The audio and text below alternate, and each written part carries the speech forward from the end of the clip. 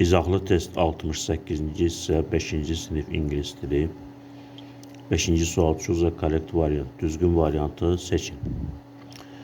Canteen in your school. Sizin məktəbinizdə kantin varmı? Yəni bufet varmı? Görürük ki, a kantin təkdədir isim. Buna görə onun sual cümləsidir.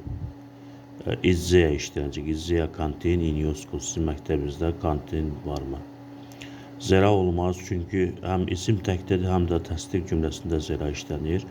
Aziya olmaz, isim təkdədir, ona görə aziya cəm isimlərlə işlənir.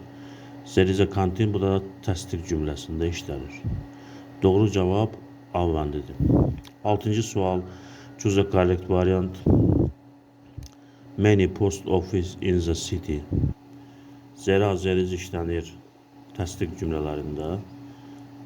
Aynen S olmaz. Post offices, postlar cəmdədir. Buna görə ondan AZ-yə işlənəcək. Deməli, doğru cavabdır. 7-ci sual, choose a correct variant. How many apples? Sual cümləsidir. AZ-yə in the basket. B bəndi doğru cavabdır. İzzeyə də olmaz. Çünki isim cəmdədir. Apple sözü, almalar cəmdədir. Burada doğru cavab A, B bəndidir. 8-ci sual, complete a sentence, cümləni tamamlayın. My friend plays tennis. Mənim dostum tenis oynayır. In the museum, muzeydə tenis oynayır. Düz gəlmir. Cümlənin mənasına görə. At a restaurant, restoranda tenis oynayır. Bu da düz gəlmir. In the sports hall, idman zalında.